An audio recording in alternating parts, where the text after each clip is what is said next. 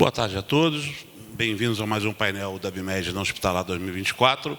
Eu queria dar as boas-vindas. Eu sou Jorge Kawaja, gerente de Legal Compliance. Hoje nós vamos trazer um painel sobre inteligência artificial e os novos parâmetros de governança e compliance no setor da saúde.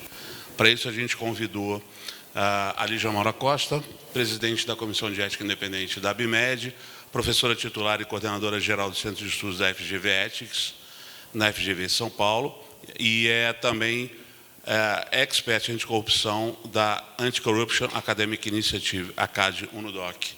O Marcelo Zenkner, Manager Director da FTI Consulting em São Paulo, sócio na área de compliance, foi sócio do Tozili na área de compliance, consultor, professor da Linux School of Business, doutor em Direito Público pela Universidade Nova de Lisboa, líder do Comitê de Cultura e Integridade da Rede Brasil do Pacto Global da ONU. Gustavo Biagioli, também membro da nossa Comissão de Ética Independente, diretor de compliance do Baker McKenzie, membro fundador do Instituto Jurídico Sem Gravata, professor na São Paulo e um dos também especialistas na área de governança e compliance. A ideia é discutir um pouco a nova, ou enfim, o tema da moda, inteligência artificial, mas sobre uma ótica no setor de saúde, em especial na área de governança e compliance. O que a inteligência artificial já vem fazendo, já vem mudando, já vem alterando toda a nossa percepção de governança, de compliance e, por consequência, de ética no setor de saúde e dispositivos. É inegável, é imutável, não dá mais para voltar atrás. A inteligência artificial é um dos pilares, especialmente no nosso setor. Se a gente falar em tecnologia, não dá para falar em tecnologia sem inteligência artificial, mas quais são os riscos que isso vai trazer para a governança do nosso setor? Como é que as nossas empresas, os nossos stakeholders, os consumidores, a sociedade, de uma forma geral, tem que estar preparado, o que a gente tem que fazer para que esse mecanismo, essa nova cultura, seja favorável à manutenção e à melhoria da segurança no ambiente de negócio. Quais são os riscos que essa nova era tecnológica, eu não gosto muito de falar nova era, mas, enfim, a atual era tecnológica pode trazer para as operações das nossas associadas e para o universo do setor de saúde. Então, eu queria dar as boas-vindas, passar a palavra para a Lígia, e em seguida a gente passa para os demais componentes do painel. Boa tarde. Boa tarde, muito obrigada, Jorge. Gostaria de agradecer, em seu nome, a ABMED pelo convite. É um grande prazer, uma grande honra para mim estar aqui conversando sobre tema tão atual e tão importante quando você pensa em boa governança, boas práticas de governança, quando você pensa em integridade. É um grande prazer também para mim estar aqui ao lado do meu colega Gustavo, meu colega de Comitê de Ética da ABMED e também do meu grande amigo Marcelo Zenkner, que é uma grande honra estar aqui compartilhando este painel com todos vocês. É uma honra também, né? Aproveito só para agradecer a todos, dar boa tarde para o público que está nos assistindo, aqui presente, né, na Hospitalar, na feira, e também o público que nos assistirá. Né? Esperamos aí poder levar essa mensagem, né, esse bate-papo de hoje aí para uma audiência ainda mais ampla, né, já que o tema realmente exige. Né? Então, muito obrigado aí mais uma vez pela oportunidade. Marcelo. Também gostaria de dar meu boa tarde a todos, dizer ao Jorge que ele nunca me convida, na verdade ele sempre me convoca, porque estar aqui sempre é um prazer enorme. Fazer uma saudação ao público presente, ao público também que vai acompanhar online. E Jorge, você sempre me presenteando, né? Me colocando num painel ao lado de dois amigos queridíssimos, que eu admiro profundamente, tanto pelo lado pessoal quanto pelo lado profissional. Painéis como esse são profundamente úteis, porque quando você está do lado de profissionais de um nível de excelência muito elevado, você sempre sai melhor do que entrou. Muito bem. Vamos começar. Vou fazer uma pergunta primeiro para a Lígia. Lígia, quais são as principais considerações éticas levantadas pelo uso da IA no setor médico e como é que essas preocupações podem ser mitigadas? Bom, muito obrigada pela pergunta, acho que é uma excelente pergunta. E a gente já entra no coração do tema quando você pensa em inteligência artificial e aspectos de ética e de integridade. Acho que de considerações éticas, acho que o primeiro tema que me vem à cabeça é em relação à privacidade e à proteção de dados. No mundo de hackers, não só no Brasil, mas no mundo, a proteção dos dados é uma coisa muito importante. E a inteligência artificial, ela pode vir a ser hackeada e os dados que foram fornecidos a ela podem cair nas mãos de terceiros que não serão, sem dúvida, terceiros de boa-fé. Então, eu acho que esse é o primeiro ponto, que é extremamente complicado e difícil de você controlar, porque brigar contra os hackers é uma briga ainda bastante complicada. Mas esse eu diria que seria o primeiro risco bastante relevante e que precisa de uma série de cuidados para evitar que isso aconteça. Um segundo tema que eu penso que é bastante relevante é em relação ao viés, um eventual viés de discriminação, ou um viés discriminatório, quando se pensa em inteligência artificial. Porque a inteligência artificial nada mais é que um computador que foi feito por seres humanos. E esses seres humanos podem, a hora que alimentam este computador, trazer um certo viés. Tem um artigo que foi publicado recentemente, num jornal da Stanford University, que diz exatamente sobre este tema, que é o viés, era sobre o ChatGPT, então o viés que foi dado ao ChatGPT e tem um viés ideológico muito relevante, ou seja, isso é muito complicado, como é que você faz para você controlar quem foi que alimentou aquele computador. Além disso, é uma coisa que eu gosto muito, que eu gosto de brincar com os alunos. Como é que eu vou colocar um computador preso? Porque se houver um erro, como é que eu vou responsabilizar? Quem será responsabilizado? Eu vou fazer uma cadeia de computadores agora? Porque como é que a gente faz, para fazer essa responsabilização? E quando a gente fala na área médica, nós falamos de vida e morte. Então, isso é extremamente complicado. Então, a gente tem que pensar como é que a gente pode fazer para contornar essa situação, para a gente trazer maior legitimidade para o sistema, porque eu acho que a gente não consegue dizer que a gente vai viver sem inteligência artificial. Ela foi algo que veio para ficar e eu simplesmente acho que a gente precisa tomar alguns cuidados para evitar os riscos, que são riscos novos e tudo que é novo, a gente precisa ainda trabalhar para entender melhor e saber como a gente vai evitar consequências ruins, principalmente na área da saúde. Por fim, mas não por último, transparência. Quando se fala em integridade, se fala necessariamente de transparência.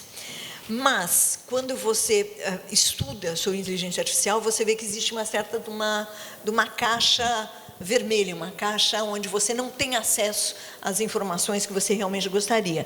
Você não sabe como aqueles algoritmos foram feitos e isso ninguém quer, na verdade, contar. Então, você não sabe a informação que é dada pela inteligência artificial, como que ela pode ser explicada, como é que se fez para que a inteligência artificial te desse esse tipo de informação. E, de novo, se eu não tenho explicação, é mais complicado que pacientes, que médicos, ou seja, que o setor da saúde como um todo consiga aceitar e consiga utilizar cada vez mais algo que veio para ficar. Para essa era, já que você não gosta de usar a era, para a época que vivemos hoje, mas que está aí, nós temos que nos adaptar.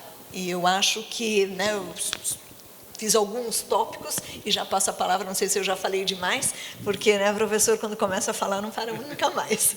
Olha, você colocou um ponto interessante, você falou de hacker, a gente vê como é que as coisas evoluem tão rápido. No final do ano, no início do ano passado, a Anvisa autorizou a comercialização de equipamentos usados e recondicionados. Então, ainda você não sabe como tratar com a inteligência artificial na raiz, na fonte, quando o equipamento sai da fábrica. Agora a gente também tem que pensar o que vai acontecer nessa cadeia de sucessão de propriedade do equipamento. Então, quem é a responsabilidade para aquele dado que vai ser comercializado 1, 2, 3, 4 vezes?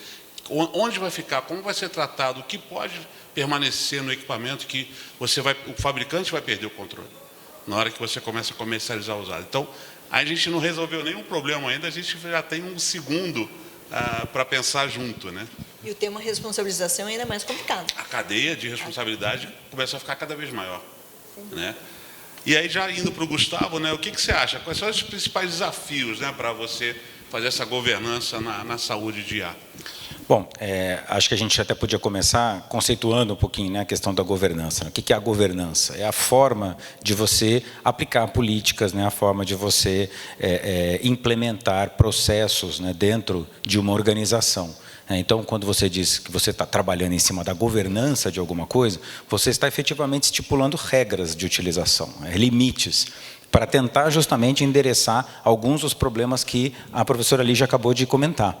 Né, justamente começando, né, aí eu começo, né, um dos grandes desafios talvez hoje seja a própria conformidade normativa, porque a gente está hoje, né, vivendo num espaço, num vácuo, digamos assim, né, de legislação, que é em parte preenchido, né, a professora colocou um ponto importantíssimo que a gente vai falar muitas vezes aqui hoje, que é a questão da privacidade. Né, a privacidade e a segurança, a proteção de dados.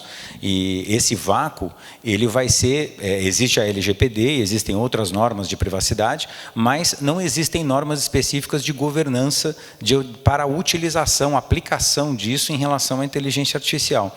A gente tem um projeto de lei, por exemplo, que está aí em pauta no Senado, sem nenhuma expectativa ainda de ser votado, né, tem até na minha colinha aqui, ó, 2338/2023, é um projeto de lei que vai justamente tentar disciplinar o uso da inteligência artificial. Mas, até por conta disso, né, eu que sou particularmente muito favorável a ações de autorregulamentação, gosto muito da ideia da própria indústria, do próprio mercado, de alguma forma, colaborar bastante, não alijando o Estado dessa discussão, até porque quando a gente faz isso, a gente também abre um espaço para virem, para aparecerem aí soluções estatais criativas demais, digamos assim, legislativas, né, no campo legislativo, que acabam, às vezes, até atrapalhando, né, as iniciativas do mercado. Então, sem alijar a participação do Estado, mas engajando a participação do Poder Legislativo, as instituições realmente colaborarem para a instituição da governança do ponto de vista regulatório. Né? Então, esse é um dos grandes desafios.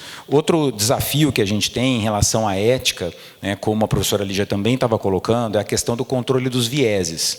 Então, é muito difícil hoje você falar em inteligência artificial sem pensar que alguém, né, ou muitas pessoas estão, de alguma forma, influenciando a máquina, né, estão influenciando o algoritmo. Porque esse algoritmo, como a professora falou, ele se alimenta de informações que já foram inseridas ali de alguma forma. Né, você tem, quando você trabalha com inteligência, né, o pessoal pergunta, mas qual é a diferença? O que é a inteligência artificial generativa? O único dado a mais, aí, digamos assim, quando a gente coloca a palavra generativa, é que, além de se alimentar de todas essas informações, o algoritmo adquiriu a capacidade de produzir um resultado ainda diferente. Então, ele pega A mais B e ele produz C. Né? Então, ele está gerando um novo conteúdo a partir do conteúdo A e do conteúdo B. Só que esse conteúdo A e esse conteúdo B, eles já existiam, eles foram produzidos por alguém, né, que obviamente existe, tem os seus próprios pontos de vista, né, o seu próprio background, enfim, ideológico, o que quer que seja, e o grande desafio é como é que a gente vai garantir que esses vieses não estão influenciando diretamente a produção desse C. Né, a geração de um novo conteúdo pela inteligência artificial, de modo que você vai gerando, né, a partir de várias aplicações do algoritmo, você vai gerando sempre enraizado, digamos assim, naquele viés, né, que originalmente estava sendo, por exemplo, discriminatório, né, sendo, às vezes, até de conteúdo de exclusão, né, ou de racismo, ou de, enfim, e quando a gente pensa nisso, para orientação para tratamentos médicos, por exemplo, isso ganha uma complexidade ainda maior, né? Porque como é que vai levar em consideração os aspectos humanos, né? Tendo em vista que existe a presença dos vieses ideológicos, né? Dos vieses que ajudaram a gerar esse novo conteúdo. É um conteúdo que será aplicado para eventualmente recomendar um tratamento médico, recomendar uma medicação, né? Então, a necessidade de você ter a supervisão humana constantemente aplicada à utilização da inteligência artificial, eu diria que é hoje o grande desafio, né, a ser superado. A inteligência artificial, ela é e deverá sempre ser um instrumento, né, de trabalho para seres humanos, né, que terão a responsabilidade, né, e já aí endereçando o outro ponto também que a professora levantou, justamente para nos ajudar a equacionar esse desafio da responsabilização. Então, não tem como você utilizar um produto gerado por inteligência artificial e dizer que aquilo não tem dono. Alguém tem que se responsabilizar pela aplicação prática, aplicação em humanos, na área da saúde, por um conteúdo que foi gerado a partir da inteligência artificial. Então, essa vai ser a forma, né, e é por isso que é tão importante essa governança da inteligência, porque essa vai ser a forma da gente manter responsável sempre alguém, né, ou muitas pessoas dentro dessa cadeia. Caso contrário, a gente vai perder completamente, né, a noção de como é que isso vai ser aplicado na prática, por quem será aplicado na prática e de onde veio, né, a geração, esse conteúdo gerado que está sendo aplicado na prática na área da saúde. Obrigado, Gustavo. Aí, indo para o Marcelo, na linha da que a gente está falando, obviamente a IA não é só o vilão, né? A IA é um aliado importantíssimo para a gente melhorar vários aspectos da nossa vida. Um deles é a gestão, né? Como é que a IA, da sua visão, contribui no setor médico? No final de contas, atrás de qualquer equipamento está o ser humano, né? E a gente sabe que a gente tem limites enquanto ser humano e que isso pode ser auxiliado ou melhorado com a IA ou com qualquer outro mecanismo que nos ajude. Como é que você vê isso na gestão da saúde, por exemplo? Como é que pode ajudar a reduzir os erros médicos, a melhorar a governança na gestão de saúde? Como é que a IA pode ser um parceiro positivo nesse tipo de cenário no setor de saúde, que é um cenário ainda muito dependente do humano, né? O médico ele vai utilizar um equipamento mais ou menos, em maior ou menor frequência, mas a decisão final ainda é do ser humano. E aí a gente vem para a questão do erro médico ou do erro humano, que obviamente existe, vai existir sempre, mas pode ser reduzido, pode ser minimizado com auxílio positivo da tecnologia. Eu costumo dizer sempre que a gestão ela está diretamente relacionada à governança. E a governança tem a ver com a qualificação do processo decisório.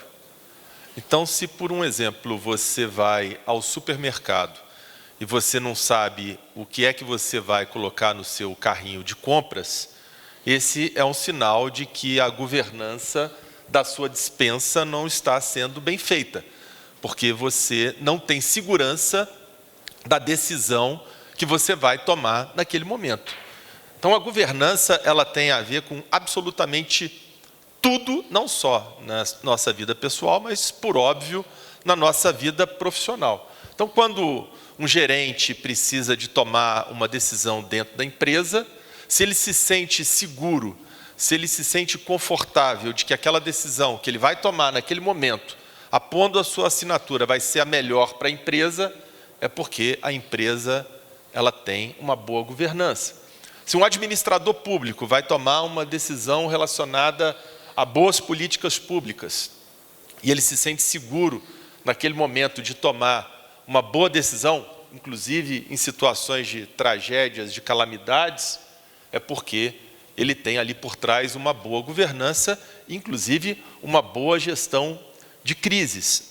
Até mesmo nas crises há necessidade de boa governança para que as decisões elas não sejam tomadas de maneira absolutamente impensada. E a governança tem absolutamente tudo a ver com a atividade médica.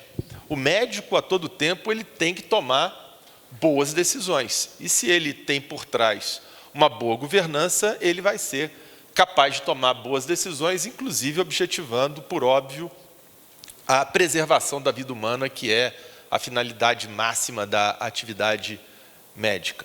E aí aparece a inteligência artificial. A inteligência artificial que tem que vir, por óbvio, para auxiliar nesse processo de qualificação do processo de tomada de decisão. Então, inteligência artificial tem absolutamente tudo a ver com a boa governança. E de que maneira que a inteligência artificial ela pode colaborar com a boa governança da atividade médica? Bom, em primeiro lugar, eu vejo de uma maneira muito positiva que a inteligência artificial ela pode liberar os médicos de atividades que são burocráticas, puramente administrativas e que consomem uma boa parte do tempo do médico que pode ser destinado ao cuidado direto com o paciente e com a sua atividade fim. Então, hoje a inteligência artificial ela pode tranquilamente cuidar dessas questões de só menos importância que não precisam de ficar sob a atenção e direcionamento da atividade do médico em si considerado. Também pode auxiliar o médico na realização da triagem e na realização de um diagnóstico, fazendo inclusive o exame de imagens. Hoje a gente já tem inclusive inteligência artificial que é capaz de fazer a análise de imagens e gerar para o médico uma informação com uma precisão muito mais adequada, evitando, inclusive, que possa haver aí no diagnóstico um erro com um grau de possibilidade ou de probabilidade muito maior. Também vai facilitar, e a gente vê o tempo todo informações nesse sentido, inclusive no SUS, o atraso que acontece em relação aos diagnósticos médicos. Isso, por óbvio, gera um prejuízo muito grande à qualidade de vida do paciente. A inteligência artificial também pode contribuir para que isso aconteça. E, sobremaneira, a precisão. O médico ele pode ter ao lado dele a inteligência artificial, fazendo com que ele verifique se todas aquelas perguntas que precisavam de ser feitas num determinado caso concreto foram efetivamente realizadas. A inteligência artificial pode auxiliar o médico, inclusive, na requisição de exames em relação a um determinado sintoma, se todos os exames necessários foram solicitados para que haja aí, via de consequência, essa precisão maior em relação ao diagnóstico que precisa de ser realizado. E por último, que também é muito importante, tem absolutamente tudo a ver com gestão e governança, redução de custos. Você tendo a inteligência artificial, a tecnologia trabalhando a seu favor, você pode fazer com que o serviço médico ele seja prestado com um custo muito menor do que aquele que é usualmente identificado. Obrigado, Marcelo. Eu queria voltar para a Lígia e, assim, a gente sabe que a IA, como a gente está falando aqui, é alimentada por seres humanos. Então, se a gente está falando do setor de saúde, muito provavelmente os mecanismos ou as ferramentas que vão ser usadas pelos médicos usando inteligência artificial vão ser montadas pelos próprios médicos. Então, qual é a importância do treinamento ou da atuação do profissional de saúde na concepção e na formação desse mecanismo ou dessa estrutura de mecanismo de inteligência artificial para promover uma boa ferramenta sob o ponto de vista ético, sob o ponto de vista das melhores práticas, não só de governança, mas práticas profissionais na área de saúde? Obrigada, Jorge.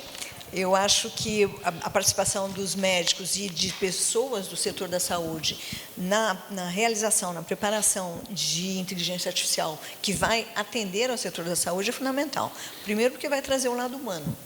Se isso é possível, um robô, mas é fundamental que tenha esse viés mais humano, que apenas alguém do setor da saúde vai conseguir dar. Além do que, a partir do momento que você tem médicos participando da realização de softwares de inteligência artificial para serem utilizados pelo setor da saúde, você dá maior legitimidade. Então, não é um técnico, um nerd, para usar uma expressão de informática, que desenvolveu o software, mas sim alguém ao lado dessa pessoa com formação médica, com conhecimento médico, conhecimento da prática, que está lá ajudando e trazendo também um lado mais humano para aquele computador, se isso for possível. Então, você aumenta a confiança, você aumenta a legitimidade no próprio sistema. Além do que, é muito importante que o profissional da saúde ele possa treinar com a inteligência artificial que foi desenvolvida, para que ele possa fazer os ajustes. porque você pode desenvolver, mas você precisa saber como que está sendo as respostas que estão sendo dadas, antes de você, eventualmente, começar uma utilização em larga medida. Então, é de bastante importância, e isso só o setor da saúde, um médico, um enfermeiro, ou seja, profissionais da saúde, é que tem essa capacitação para poder fazer esse tipo de avaliação. Além do que, só eles é que vão saber qual é a necessidade real. Então, de nada adianta um técnico de informática com excelentes conhecimentos de informática para desenvolver o software que é necessário, se não tem nenhuma formação médica. Então, é importante que você trabalhe em conjunto, que você converse com o setor da saúde, que o setor da saúde converse com eles, para que você descubra quais são as necessidades de fato, porque só um médico, né, pegando médico, que é sempre o nosso viés, quando você pensa no setor da saúde, você pensa no médico. Só um médico vai poder dizer realmente qual é a necessidade, o que preciso, o que está sendo necessário para que ele salve mais vidas. E, por fim, mas não por último, né, já que estamos no setor da saúde, a famosa validação clínica. Eu posso validar a inteligência artificial? Pode não, você deve fazer uma validação clínica, e isso tem que ser feito por profissionais da saúde. Caso contrário, isso também, essa validação não vai ser o que se espera. Então, isso eu acho também bastante relevante. Então, eu diria que esses são os pontos que eu vejo, os tópicos mais relevantes, quando você pensa do envolvimento dos profissionais, que eu entendo que sejam de fundamental importância. Sem isso, a própria existência do software, por per se, ela não é necessária, ela não é suficiente. É fundamental que tenha tido a participação de um médico na realização disso. E aí eu volto para o indicador de percepção da corrupção, que a ABMED, né, é um dos nossos grandes sponsors, onde você tem o FGV Ethics fazendo o questionário, mas o FGV Ethics trabalha junto com a FGV Saúde para a realização no questionário. Nós precisamos do Centro de Estudos em Pesquisa da Saúde junto com a gente, para a gente poder desenvolver um questionário que possa trazer uma ideia da percepção do setor da saúde em relação à corrupção. Obrigado, Lígia. Eu vou até sair um pouquinho do roteiro e vou aproveitar a sua deixa. Gustavo, a gente, enquanto profissional de compliance e governança, e todo mundo aqui tem esse viés de alguma forma nas suas empresas, né?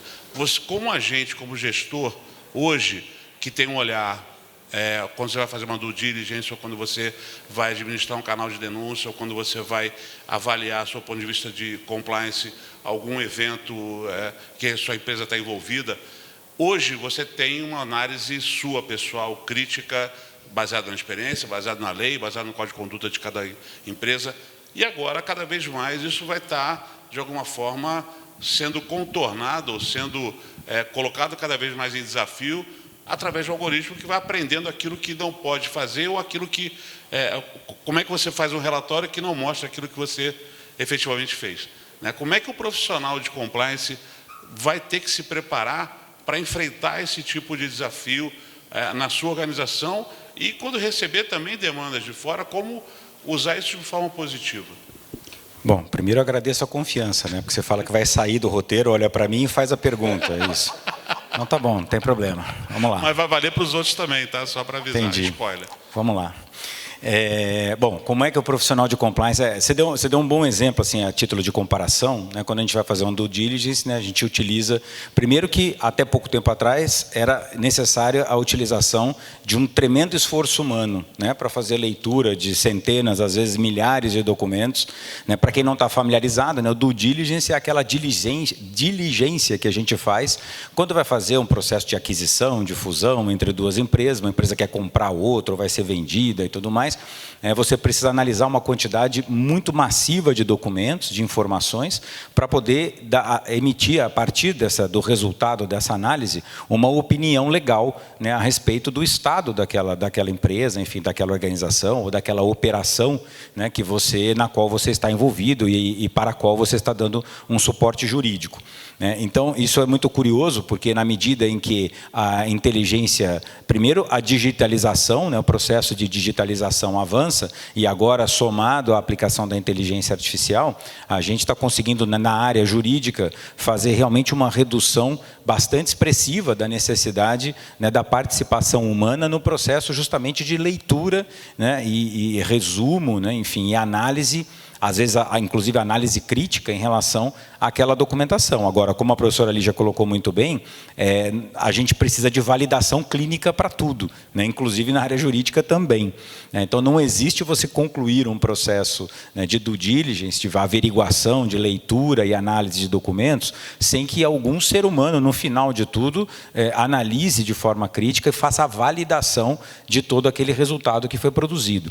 E para os profissionais de compliance, Jorge, eu acho que o caminho não vai ser muito diferente, né? Aliás, essa ponte ela é muito importante, né, no nosso assunto aqui, no nosso tema, porque para a governança da inteligência artificial, mais do que nunca, o papel do compliance vai ser decisivo, né? Porque o compliance ele é o seu grande aliado, não só na implementação, mas principalmente na aplicação diária da governança dentro da sua organização, seja um consultório médico, seja um grande hospital, seja uma grande empresa provedora de serviços ou produtos médicos, você precisa ali de alguém que olhe para essa questão da conformidade e a aplicação efetiva da governança. Então, é uma missão, né, que o compliance, mais uma grande missão que o compliance recebe, né, de braços abertos, já que o nosso mistério é esse mesmo, e a gente vai trabalhar justamente no sentido de aproveitar, extrair da inteligência artificial o melhor que ela pode nos oferecer,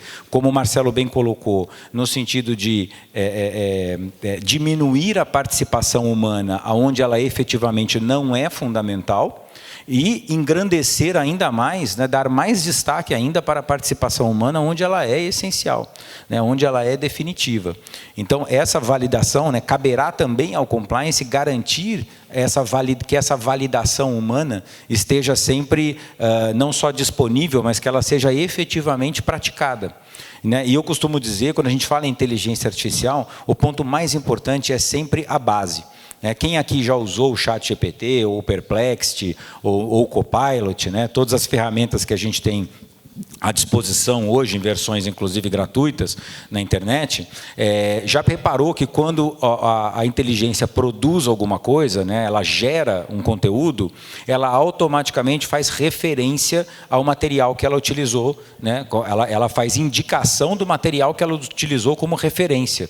E isso é muito importante, esse é um ponto que justamente atende àquele princípio da transparência, que a Lígia colocou muito bem, né? Vai ser muito importante a gente dar transparência ao material que foi utilizado para a geração daquele conteúdo.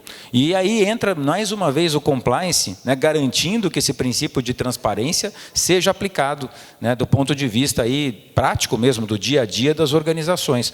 Não dá para você tomar uma decisão, como o Marcelo falou, é a facilitação da tomada de decisão, mas ela tem que ser tomada em bases muito transparentes, muito conhecidas. Então, eu vou dar um exemplo pessoal, né, quando eu pedi outro dia para fazer a inteligência fazer um resumo, né, de um documento grande que eu precisava resumir, enfim, entender. Ela fez o resumo, né, fiz algumas perguntas, ela me trouxe algumas respostas, e a minha grande curiosidade na hora era justamente olhar qual tinha sido a base de pesquisa, né, da inteligência. O que ela utilizou, que tipo de artigos, que tipo de referências bibliográficas, literárias ela usou para chegar naquela conclusão.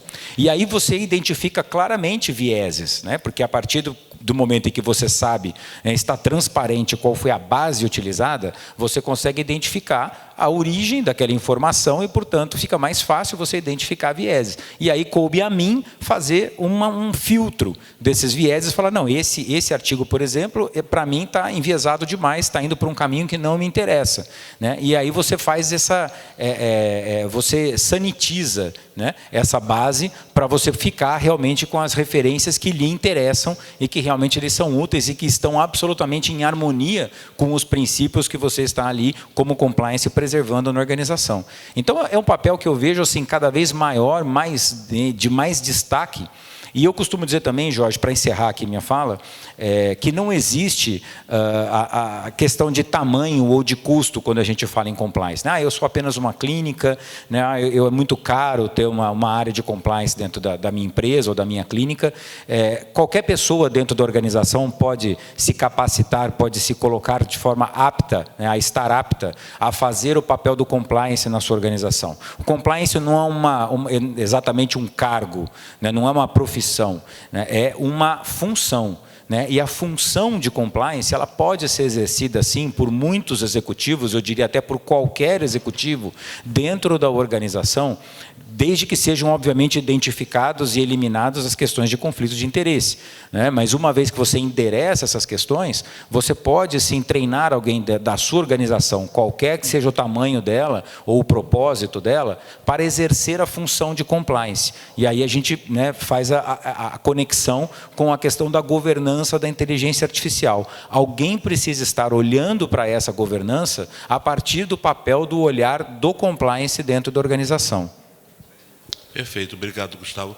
Marcelo, aí a gente vai para uma questão, a gente tem uma dicotomia no setor de saúde, né? Você tem, por um lado, uma busca pela tecnologia, ou seja, os equipamentos estão cada vez mais sofisticados, mais usando inteligência artificial, mas você tem uma resistência do profissional de saúde em se engajar de forma positiva naquilo que a inteligência artificial pode oferecer de bom, né? Como engajar esse profissional sem que ele perceba que existe um lado negro da força que pode levar a uma facilidade ou um caminho que não é o caminho que a gente quer que o setor de saúde utilize a IA. Como engajar, como trazer ele para os melhores práticas, os melhores conceitos de governança, de compliance, para ele e para ele poder ser beneficiado por esse novo momento. Eu me lembro que quando o Uber começou a funcionar aqui no Brasil, eu entrei num táxi e o motorista de táxi, ele reclamava bastante do Uber, que aquilo era um absurdo, como que pode, numa plataforma digital, colocarem pessoas que não estão capacitadas para exercer aquela função, que motoristas de táxi estão na praça há muito tempo, têm experiência, sabe como que devem lidar com o público e que o Uber não poderia continuar, que aquilo deveria acabar. E eu virei para ele e falei assim, olha, eu outro dia vi um protesto muito parecido com o de vocês em relação a essas questões de evolução tecnológica. Ele, é? E quem era? Eu falei, eram os carteiros que estavam protestando contra o e-mail. Primeira coisa é exatamente isso, Jorge. Não adianta resistir. Eu acho que esse é um ponto muito importante, porque eu tenho muitos amigos médicos e outro dia me preocupou bastante um médico me dizendo que ele é completamente avesso a qualquer prática relacionada à inteligência artificial e que aquilo não entraria em hipótese alguma no consultório dele. Eu, sinceramente, não vejo com bons olhos posturas como essa, porque nós temos que fazer com que a tecnologia ela sempre seja uma aliada nossa. Isso não quer dizer que a tecnologia vá substituir a atividade humana. Na verdade, o que tem que acontecer é você usar a tecnologia de maneira absolutamente racional e a seu favor. Isso acontece, inclusive, também na área do direito. Eu não sei se vocês acompanharam, outro dia um advogado fez uma representação contra um juiz no CNJ, no Conselho Nacional de Justiça, porque o juiz ele tinha proferido uma sentença usando inteligência artificial. E por que isso ficou absolutamente demonstrado? Porque na decisão do juiz havia uma jurisprudência, que é a decisão do tribunal, que não existia. A inteligência artificial criou uma decisão fantasiosa de um tribunal para dar corpo à decisão do juiz. E aí, o pior foi a desculpa que o juiz deu. Foi o meu assessor que preparou a decisão. Ora, se é a assinatura do juiz que vai estar ali, a responsabilidade é dele. E esse paralelo, ele pode ser utilizado perfeitamente na área médica. De que maneira que a inteligência artificial ela pode colaborar com o profissional da saúde sem que haja qualquer possibilidade de eliminação da atividade do profissional médico? Bom, imagine que você vai submeter a uma tomografia computadorizada ou um exame qualquer que haja a necessidade ali de utilização de uma máquina com tecnologia para fazer uma varredura e se valer de imagens. Hoje, como que funciona? A máquina, ela única e exclusivamente produz essas imagens. E depois o médico vai fazer a análise das imagens para chegar a um diagnóstico. Não é? O que a inteligência artificial ela pode fazer? Ela pode auxiliar o médico já oferecendo antecipadamente para o médico qual seria o diagnóstico diante daquelas imagens. Isso não quer dizer que a atividade do médico ela vai ser eliminada, porque o médico ele precisa de conferir e validar aquela resposta, aquele resultado que veio da inteligência artificial. Até porque, se vocês olharem de uma maneira muito cuidadosa para qualquer plataforma de inteligência artificial, existe uma anotação que vem logo embaixo, no sentido de que os resultados eles podem conter certos equívocos. Então, não existe uma precisão absoluta em relação àquilo que vem da inteligência artificial. Eu acho que esse é o primeiro ponto que gera uma atenção maior do profissional da área médica. É uma ferramenta, um instrumento de colaboração e não de substituição do profissional da saúde. É assim que nós temos que nos valer da atividade que é proporcionada pela inteligência artificial. Até porque, Jorge, eu costumo dizer isso sempre para os meus alunos. Não adianta você buscar respostas junto à inteligência artificial se você não tem o conhecimento técnico para fazer as perguntas. Você não vai, na inteligência artificial, obter um conhecimento como acontece no filme Matrix, né? Onde você estala os dedos e o conhecimento ele automaticamente é incorporado a você. Você precisa de ter o conhecimento técnico para buscar as respostas que você precisa. E mais, você precisa de ter o conhecimento técnico para analisar a resposta e ver se ali não existe algum tipo de imperfeição. Então, assim, partindo da premissa de que nós não podemos resistir à evolução tecnológica, o primeiro ponto absolutamente indispensável é a informação. Os profissionais da área médica precisam de se capacitar para saber de que maneira que eles podem explorar positivamente a inteligência artificial. Passar por, efetivamente, treinamentos para que eles possam conhecer a ferramenta de uma maneira mais adequada e, daí, poder extrair aquilo que dela pode aparecer de melhor. Uma outra coisa muito importante, e aí eu entendo que as associações médicas elas vão ter um papel muito importante, é a padronização para a coleta de dados junto à inteligência artificial. Isso tem que estar devidamente regulamentado. E eu acho que nós já estamos, inclusive, atrasados a esse respeito. E aí é claro que nós temos que buscar os órgãos centrais para que os médicos eles possam, então, se valer dessa padronização em relação à atividade que eles vão desempenhar. E aí sim, concordando inteiramente com o que o Gustavo disse, a partir dessa padronização, a partir da capacitação e treinamento do profissional da área médica, nós podemos nos valer das técnicas de compliance para fazer a aferição no sentido de que aquele profissional efetivamente está agindo da maneira ética e de acordo com a conformidade de um padrão adequado. O que nós não queremos, e aí vou falar inclusive aqui na condição de paciente, é que eu entre numa clínica, passe por um exame e esse exame me seja entregue com um diagnóstico única e exclusivamente produzido por uma máquina. Eu não vou me sentir confortável com uma situação dessa. Eu quero que aquele resultado ele seja validado por um profissional da área médica. O que mostra muito bem que essa substituição completa e total, ela jamais vai acontecer. O que significa que nós temos que fazer com que a inteligência artificial seja uma aliada e não uma inimiga do profissional da área da saúde que, muitas e muitas vezes, talvez por uma má informação, seja resistente porque acha que a inteligência artificial vai ser capaz de substituí-lo num futuro próximo.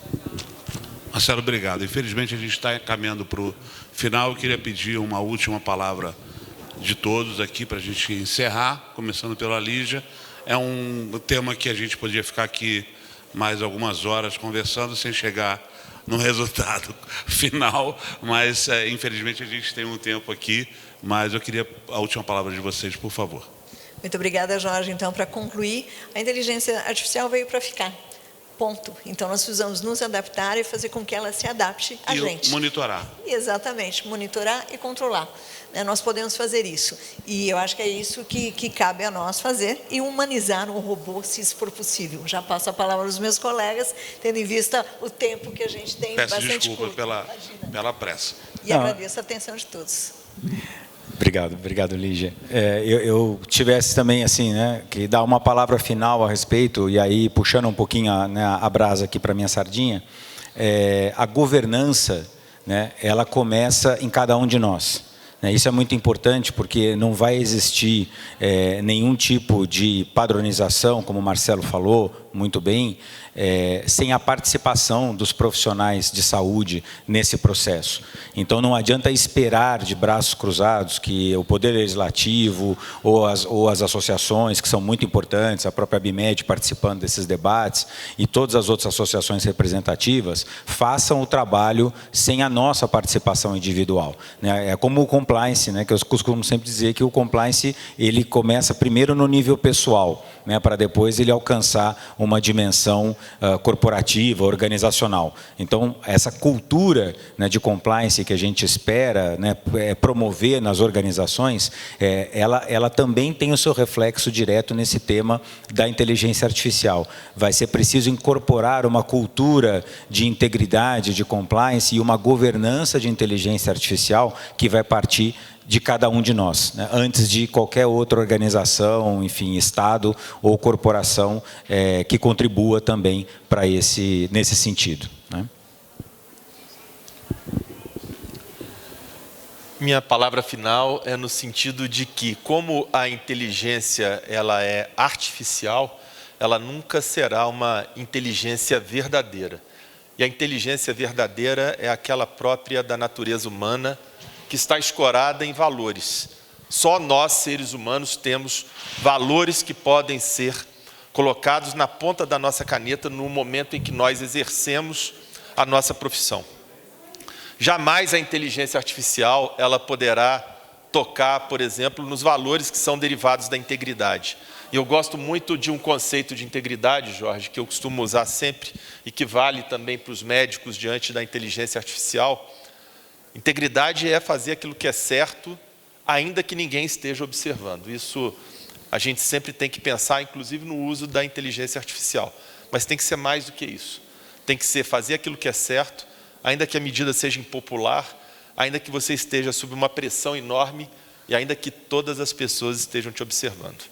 Obrigado pelo convite. Pessoal, queria agradecer mais uma vez aqui a presença de todos fisicamente, a quem nos vai assistir no YouTube. Agradecer muito a Lígia, Marcelo, Gustavo. É um tema que a ABIMED vai se dedicar cada vez mais. Nós vamos promover certamente outros debates ao longo do ano, nos nossos comitês, para as nossas associadas. E mais do que isso, a ABIMED está comprometida em criar uma estrutura jurídica, uma estrutura legal que seja do setor de saúde. E isso vai incluir, obviamente, a aplicação de inteligência artificial, a utilização desses novos instrumentos dentro do setor de saúde. Então, podem contar com a ABIMED para que esse setor seja cada vez mais à vanguarda em termos de comportamento, de direcionamento e na busca de um mercado cada vez mais íntegro. Obrigado a todos, uma boa tarde. Obrigado.